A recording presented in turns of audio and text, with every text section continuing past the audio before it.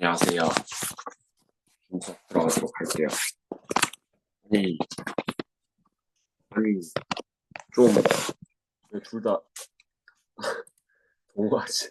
아니, 왜 다른 친구들도 안 들어오니? 효민아, 또. 이거 수업의 연장선인데 이렇게 안 들어오면 어떡하지? 시간이 너무 딜레이 됐잖아. 빨리 최대한 좀 시작하려 하는데. 자, 일단, 뭐 들어왔으니까 일단 하도록 하죠. 이거, 뒷부분부터 한번 좀 들어가도록 할게요. 그 산업화 도시화 있죠? 저번에 배웠던 산업화 도시화. 내가 여기 수능특강 문제하고 같이 좀 뽑아드렸던 것 같은데 이 산업화 도시화에서 문제가 어렵게 나올 가능성이 굉장히 높아요. 아무래도 좀 수능특강하고도 연관이 돼 있다 보니까 뒤에 기출 문제 한번 쭉 풀어보셨다라는 전자에 수업을 한번 좀 들어가 보도록 하겠습니다. 자, 여기 뒤에 봐보시면은 학교 프린트 나와 있는 거 여기 노란색으로 표시돼 있는 것들 여기 있는 건 좀 잘 주목해서 좀 봐두시고요. 뭐 초기 단계, 가속화 단계, 정착 단계. 그 중에서도 여기 5번 파트에 이 산업화 도시화에 좀 볼만한 게 우리나라의 도시화와 관련된 얘기가 있어요. 우리나라의 도시화. 이거 하나 한 번만 좀 찝어보면서 봐볼게. 우리나라의 도시화는요, 60년대 시작이 되었다. 60년대. 다른 친구들 아예 이걸 들어오질 않나요? 야, 그럼 너네 둘은 이거 좀 분리시키세요. 왜 둘이 같이 들어와 있어, 줌을? 뭐 같이 있는 것도 아니잖아. 지금 두 명 중에 한 명만 지금 이거 해놓은 거 아니야? 어. 야, 이거 줌을 너무 이게 들어오는 요일이 좀 힘들면 좀 요일을 바꿀까 막 그 생각도 좀 들거든, 지금. 음. 자, 60년대 시작된 산업화 도시화는 70년대부터 이촌양도 현상, 이촌양 현상으로 빠르게 인구가 증가하게 되었다. 이런 얘기를 하고 있어. 여기서 하나만 좀 볼게. 1960년대 같은 경우는 무슨 중심적 경공업이 발달돼 있다? 이것 좀 외워두세요. 노동 집약적 경공업이 발달돼 있어. 여기서 이 표현을 뭐라고 한다? 노동 집약적. 경자가 가벼울 경자예요. 뭐 신발이나 가발이나 뭐 섬유 뭐 이런 것들을 노동 집약적 경공업이라 부르고요. 1970년대 같은 경우는 남동 임해 공업 지역을 중심으로 경제 성장이 시작되는데 이때가 이제 가속화 단계 쪽에 속합니다. 그래서 일반적으로 볼 때 남동 임해 지역을 중심으로 거점 개발이 추진되었다. 그 뭐 예를 들면 중화학 공업 있죠? 뭐 조선, 철강, 석유화학, 자동차 이런 것들 여기에 해당된다라고 봐주시면은 될 것 같아요. 80년대 이후에는 교외화 현상이 나타나면서 교외 현상이 발생이 나면서 위성 도시, 90년대에는 80년대 이후에는 위성 도시가 나타나게 되었다. 그래서 자 이것 좀 알아주세요. 성남, 안산, 고양 이런 것들을 다 합쳐서 일기 신도시라고 부릅니다. 몇 기 신도시? 일기 신도시가 나타나게 되었다. 이 정도 얘기까지 좀 봐주시면은 될 것 같습니다. 자 뒷페이지 나와 있는 내용 한번 좀 가보도록 하죠. 자, 뒷페이지에 기출문제 좀 몇 가지만 좀 살펴보고 그다음에 한국사로 좀 넘어가도록 하죠. 자, 2024년도 거 기출문제입니다. 옳지 않은 것에 대한 설명 1번부터 좀 맞춰볼게요. 1번 보시면 다음 글은 도시발달 과정에 관한 것이다. 가나다라 마에 대한 옳지 않은 것은 보기에서 고르시오 이렇게 되어 있어요. 자, 옳지 않은 거 한번 찾아볼게. 도시화가 진전되어 가속화 단계를 지나 도시의 규모가 더 커진대요. 근데 여기서 기억은 도시화를 나타내요. 도시화는 산업화가 이루어지면서 발생하죠. 그렇지? 그러니까 산업화와 도시화는요 동시 이루어집니다. 산업화와 도시화는 동시 이루어지는 경우가 상당히 많아요. 이게 좀 중요한 포인트 중에 하나. 뭐라고? 산업화와 도시화는 동시 이루어진다는 점이에요. 동시에. 하나만 이루어지지 않고 같이 이루어진다는 특징이 있다. 이렇게 하나 좀 봐주시고요. 자, 니은 봐 보시면은 가속화 단계에서는 이촌양도 현상과 각종 도시 문제가 발생하죠. 그렇죠? 이촌양도 현상이 발생되고 도시 문제도 나타나게 된다. 이렇게 봐주시면은 될 것 같습니다. 자, 3번. 디귿은 인구가 도시에서 촌락으로 이동한다고 되어 있는데 교외화 현상은 내가 수업할 때 말씀드렸죠. 교외화는 바깥으로 나간다라고 말씀드렸죠. 교외화. 도시에서 촌락으로 이동하는 역도시화 현상하고 교외 현상은 다릅니다. 역도시화 같은 경우는 도시에 있는 사람들이 오히려 농촌으로 귀농하는 거고 귀농의 느낌이 역도시화인데 교외화 현상은 도시 바깥으로 나가는 거란 말이에요. 도심에서 외곽으로 나가는 거지. 이거를 교외화 현상이라 부르지. 역도시화 현상은 아예 농촌으로 빠져버리는 거기 때문에 다른 거다라고 봐주시면 될 것 같고요. 자, 그 다음에 위성도시라고 나와 있어. 위성도시는 통근권 내에 위치하죠. 아무래도 통근권 있고요. 대도시의 기능을 분산시킨다. 그쵸, 맞겠죠? 자, 종주도시라는 단어가 나와 있어. 이건 프린트 없는데 서울은 여전히 종주도시로서의 지위를 유지하고 있다. 종주도시는요, 세계 2위 도시인 도시보다 2배 이상 큰 순위 도시를 의미한다라고 돼 있는데 이것 좀 외워주세요. 종주도시는 뜻을 뭐라 부른다? 세계 2위인 도시보다 2배 이상 큰 수의 도시를 의미한다. 이거는 용어 정리를 좀 해주시길 바랄게요. 그래서 종주도시의 정의, 종주도시의 정의까지 좀 머릿속으로 기억을 해두시면은 좋을 것 같다는 생각이 듭니다. 그래서 정답 3번이요. 5번이 조금 어려울 것 같아요. 5번 선지 여러분들 좀 잘 외워주시면 좋을 것 같아요. 종주도시. 이건 제가 좀 이거는 좀 모의 중간고사 만들 때 참고를 하도록 하겠습니다. 자, 2번 가나다에 대한 설명 가봅시다. 2번 가나다에 대한 지역별 산업별 지역 취업자 수를 나타낸 것이다. 비율을 나타내는데 가나다에 대한 추론으로 옳은 것만을 보기에서 고른 것은 가 같은 경우는 1차 산업이 가장 높죠. 이건 촌락이 되겠죠. 아무래도 나 같은 경우는 2차 산업이 높아. 그럼 여긴 중간 지역 정도 해당이 될 거예요. 3차 산업의 지위가 가장 높은 도심이 되겠죠. 도심. 촌락과 중간 지역과 도심 각각에 대한 추론을 좀 찾아보래. 다는 가보다 인구 밀도가 어떨 것이다? 낮을 것이다 아니야 높겠죠. 아무래도 낮을 이유가 없겠죠. 나는 가보다 초등학교 수가 많겠죠. 아무래도 촌락보다 초등학교 수가 많을 수밖에 없겠죠. 가는 다보다 그렇죠. 촌락은 도심보다 아파트 거주 비율이 높을 게 아니라 낮겠죠. 아무래도 촌락에는 아파트 비율이 낮고요. 가는 나보다 생산자 서비스업. 근데 수업할 때 생산자 서비스업이 뭐였죠? 일반적으로 뭐 법률이라든가 광고라든가 반대말이 이런 거는 3차 산업. 도심이면 도심일수록 이게 좀 더 집중돼 있다. 도심에 집중되어 있다. 법률이라든가 광고라든가 뭐 이런 것들을 나타내는다고 볼 수 있겠죠. 정답 몇 번이요? 4번이 정답입니다. 이 정도 하나 봐주시고요. 자, 그 다음에 4번 한번 가봅시다. 3번. 그래프는 서울시 두 지역 가나의 용도별 전력 소비량을 나타낸대요. 지하철역 승하차 인원을 나타낸대. 각각 도심 지역과 주변 지역 중 하나래.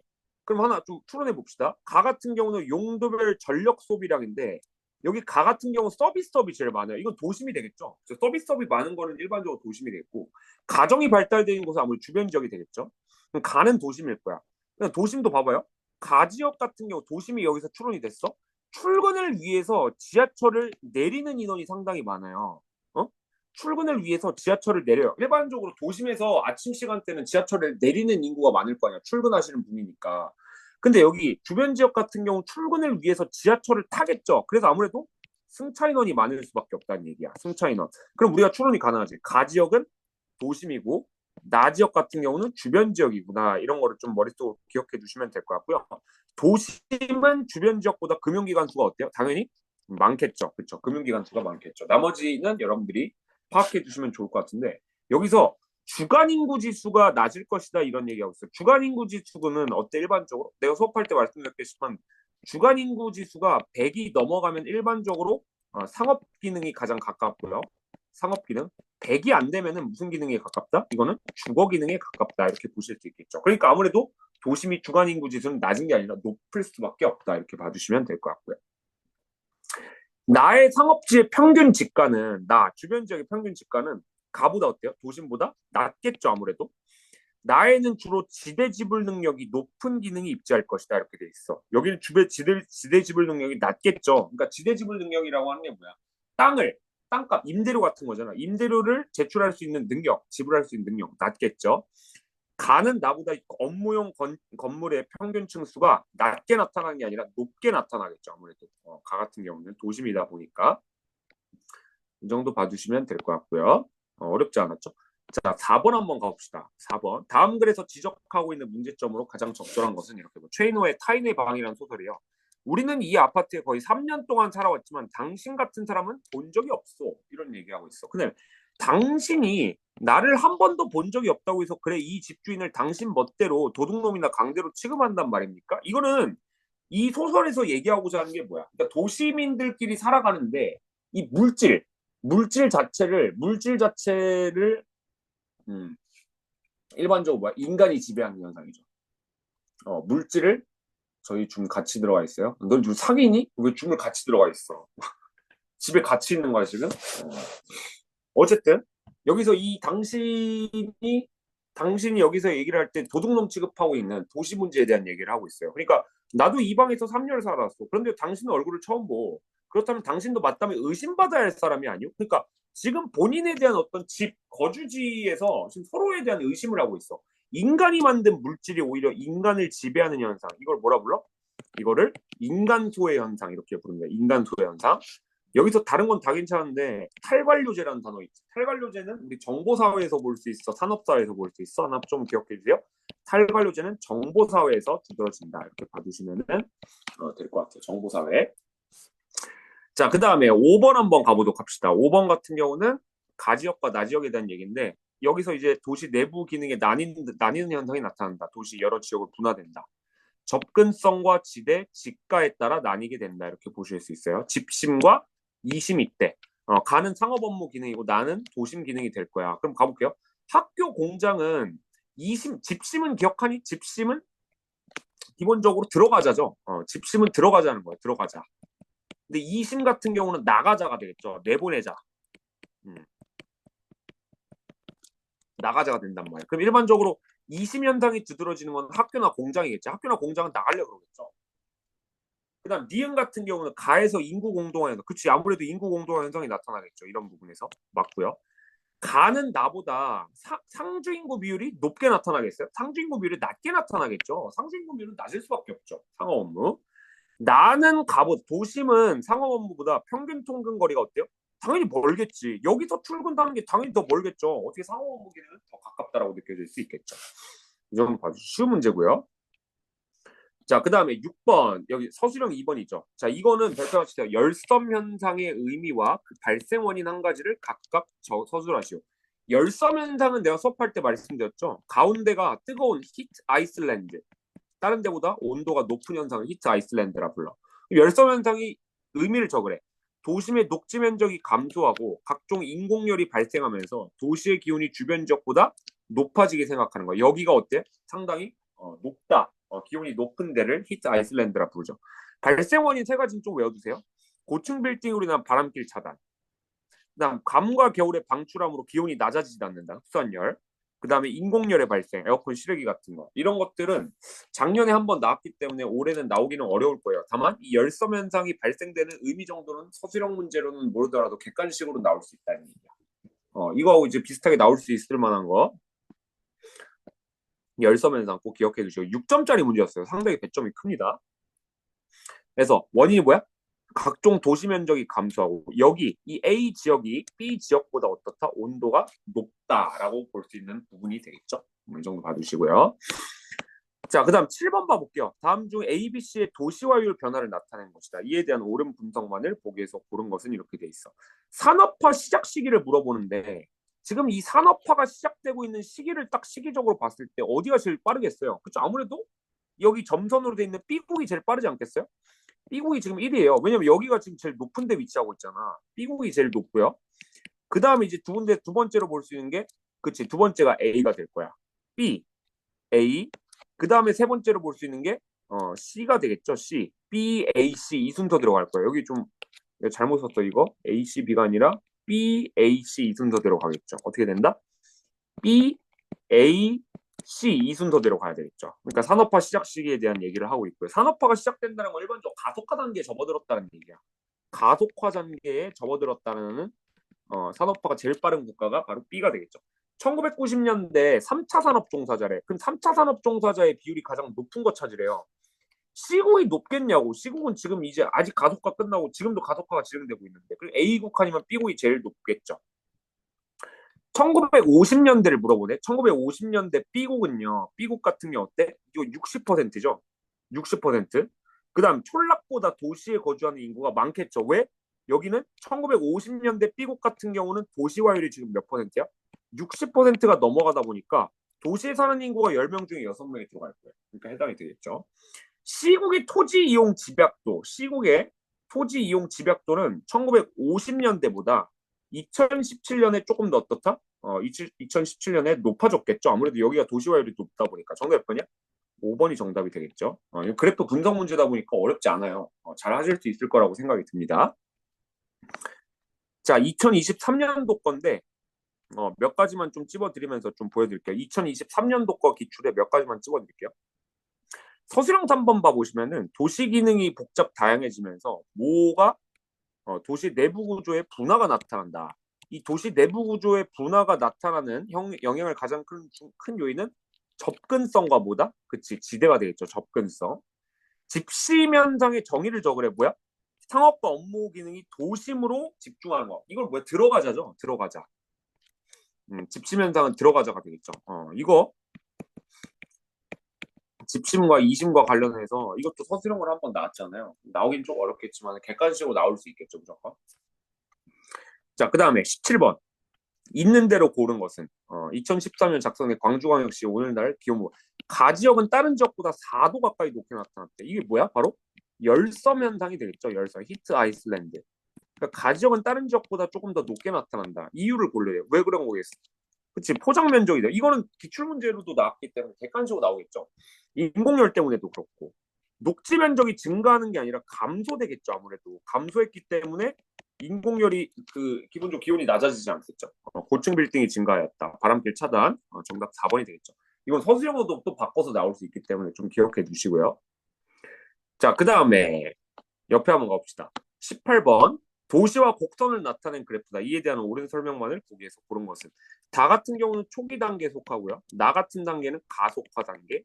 가 단계가 일반적으로 중착 단계에 해당이 되겠죠. 옳지 않은 거 고르래. 이거 1, 2, 3, 4는 쉬워 어렵잖아요. 근데 이 다단계에 해당이 되는 시기는 초기 단계다 보니까 광공업이 아니라 농업에 속하겠죠. 아무래도 농업에 속한다. 이런 거 같은 경우는 뭐 어렵지 않게 잘 하실 수 있을 거고요. 역도시화 같은 경우는 어디서 볼 수 있겠어요? 아무래도 종착 단계에서 살펴볼 수 있다. 이렇게 보시면 되겠죠. 이 정도 봐주시면 될 것 같고요. 자, 19번에 별표 하나 주세요. 19번에 이제 학교 프린트에 나와 있는 가장 대표적 문제인데 이 19번이 나올 만한 이게 조금 어려워요. 여기 많이 틀렸을 것 같은데 좀 볼게요. 가나다라 우리나라 산업 발달과 경제사회 여건의 변화를 시기적으로 나타낸 표래.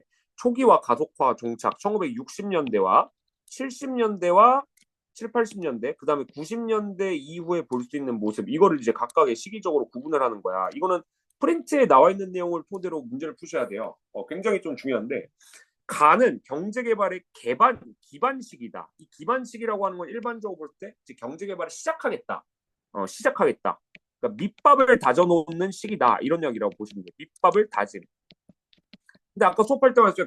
아까 1960년대 우리나라 같은 경우 초기 단계에 속하기 때문에 이때부터 막 그 도시화 단계가 시작이 됐던 시기가 되겠죠. 나는 자본집약적 시기가 아니라 이때는 자본집약적 산업구조로 바뀌었다라고 보기가 굉장히 애매해요. 왜냐면은 자 앞에 거 그 프린트 한번 볼까요? 화면 한번 봐볼까요? 화면 한번 봐보시면은 우리나라의 산업구조에 대해서 1960년대에는 이때는 노동집약적 경공업이 발달이 돼요. 70년대는 남동임의 중화공업이 발달돼 중화공업. 80년대부터는 이때부터는 교외 현상이 발생되면서 위성 도시가 빠르게 성장하게 되었다. 그러니까 70년대가 이제 가속화 중화공업 거점 개발이 성장이 되었다. 80년대 이후부터 일반적으로 이제 교외화 현상이 이제 나타나게 되었다. 이렇게 보시면 되는데 이거를 이제 만약에 이거를 중심으로 여러분들이 좀 제시를 해보시면은 자 가봅시다. 아까 내가 문제가 몇 번이었죠 이게? 여기죠. 자 19번 봐보시면 자본집약적 산업구조로 바뀌었다는데 자본집약적이 아니라 이때는 기술집약적이 맞아요. 무슨 집약적? 노동이 아니죠. 노동을 이렇게 바꾸세요. 기술집약적 산업구조로 바꿨다. 그래서 가장 대표적인 게 중화학공업이 되겠죠. 중화학공업으로 바뀌었다. 이렇게 볼 수 있는 게 맞아. 그래서 기억 디귿 리을이 되겠죠.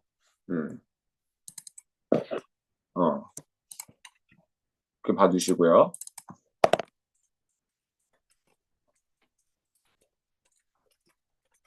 자, 그 다음에 자 이게 지금 준비 늦어지니까 다른 학교도 또 늦어진단 말이야. 그래서 조금 일찍 들어와줘 제발 알겠죠? 내가 늦는 경우 말고 최대한 좀 맞춰주세요. 가에서 라시기로 갈수록 조방적 토지 이용이 아니라 집약적 토지 이용으로 바꿔주시면 돼요. 집약적 토지 이용, 기억 디귿리에 이 정도 봐주시면 될 것 같고요. 자, 그 다음에 뒤에 한 번만 가볼게요. 21번과 관련해가지고 좀 볼게요. 21번하고 23번하고 두 개 하나 좀 보면서 마무리할 텐데 21번 같은 경우는 봐봐요. 이게 지금 2점이래. 그럼 맞는 거 두 개 나와야 되고 이 을 답변 같은 경우는 여긴 3점이래요.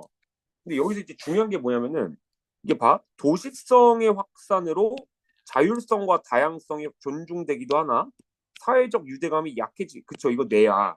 맞는 대답이 얘야. 정보화의 영향으로 전자민주주의가 실현돼. 이것도 맞는 대답이야. 내야. 그럼 지금 을이라는 친구는 틀렸죠? 그럼 갑은 이 점을 획득했어. 그러면 예와 아니오의 반대 대답해야 돼. 여기는 가는 틀린 진물 아니오가 나와야 되고요. 나는 맞는 진물이었던 얘가 나와야 돼요. 그래서 각각의 틀린 질문과 맞는 질문이 각각 나와야지 이게 배점이 맞아요. 그럼 밑에 한번 가볼게. 이거를 정리를 해보시면 이렇게 나와요. 틀린 질문, 맞는 질문 하나. 기억은 맞아요. 그래서 틀린 질문, 맞는 질문. 니은도 틀린 질문, 맞는 질문. 근데 여긴 둘 다 맞는 질문이 나왔어. 그러니까 정답은 그래서 기억하고 니은이야. 일단 틀린 질문. 산업화 도시화의 문제점을 해결하기 위해서 개인은 교통체계를 개인이 왜 교통체계를 개편해? 사회가 바꿔야 되겠지. 근데 뒤에 거는 뭐야? 뒤에 거는 산업이 고도화되면서 공동체보다 개인을 강조하. 그쵸, 맞는 말이죠. 니은 가의 도시에 거주한 사람이 특징적인 사고 행동 방식 도시화를 아니라 도시성이라 부르지. 도시성. 그러니까 앞에는 틀린 질문이 맞아. 근데 뒤에는 뭐야? 맞는 질문이 맞겠죠. 그래서 정답 몇 번이야? 1번이 정답이라고 봐주시면 될 것 같고요. 자, 그 다음에 마지막 23번 하면서 오늘 진도는 여기서 마무리할게요. 왜냐하면 뒤에 좀 학교가 밀려 있어서 여기서 마무리하도록 할게요. 자, 이거 하나 볼게요. 주간인구 지수와 관련된 문제인데 주간인구 지수는 일반적으로 100이 넘어가면은 주간인구 지수가 100이 넘어가면은 상업 기능이 높다라고 말씀드렸어요. 그러니까 가 같은 경우는 지금 이게 주간인구 지수 구하는 공식 알고 있죠? 상주 인구분의 주간인구 곱하기 100. 상주 인구분의 주간인구 곱하기 100이 주간인구 지수인데 지금 여기 같은 경우는 주간인구 지수가 400이 넘어가요. 그럼 가장 대표적인 상업 기능이라고 보시면 돼. 가 같은 경우는. 근데 나 같은 경우는 지금 100이 안 돼요. 여긴 주거 기능이라고 보시면 돼요. 그럼 각각 비교만 해봅시다. 가는 나보다 상업용지의 면적 비율이 어떻다? 그치, 높겠지, 아무래도. 가는 상업 기능이니까. 가는 나보다 생산자 서비스업의 업체 수가 높겠죠. 나는 가보다 주간인구 지수가 낮죠, 아무래도. 여기는 100 미만이잖아. 그쵸? 그 다음 정답 몇 번이야? 차량 통행 평균 이동 속도래. 봐봐. 서울시 강동구가 막혀요. 서울시 중구가 막혀요. 출근 시간 때. 당연히 중구가 막히지. 평균 이동 속도가 빠르겠죠. 아무래도 상업 기능은 막히니까. 이 정도 봐주시고. 지역 내 총생산은 당연히 상업 기능이 높겠다. 이렇게 봐주시면 될 것 같아요. 4번이 정답이라고 봐주시면 될 것 같아요. 22년도 거는 여러분들이 뒤에 거 기출 한번 좀 풀어보시면 될 것 같아요. 특히 내가 거듭 말씀해 산업화 도시화는 이거 꼭 풀어봐야 돼요. 진짜 문제 어렵게 나와요. 여기는요. 그래서 내가 앞에 수능 특강 문제 넣어놨잖아. 그래서 그 수능 특강 문제를 좀 풀어봐야 돼. 어. 그래서 내가 이거 모의 중간고사 할 때는 수능 특강 관련해가지고 문제를 좀 넣어드릴 테니까 꼭 한번 좀 풀어봐 주시길 바라겠습니다. 자, 오늘 중점 여기 마무리하고 오늘 안 들어온 친구 같은 경우는 페널티를 주든 뭘 하든 이렇게 해야 될 것 같아요. 알겠죠? 오늘 고생하셨고 다음 시간에 한국사는 오늘 시간상 못할 것 같아요. 다음 시간에 내일 토요일에 뵙도록 하겠습니다. 고생하셨습니다.